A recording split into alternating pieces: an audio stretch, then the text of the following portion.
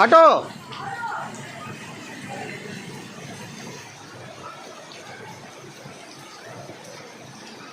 अरे बोलो खाली कर देगा, खाली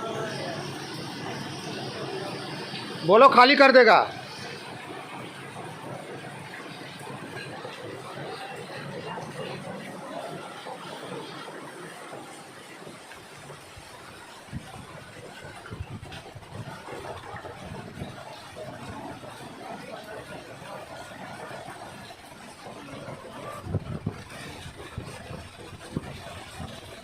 इतना ऊंचा आप लोग पानी चाहिए, थोड़ा सा के लिए बचा हुआ है।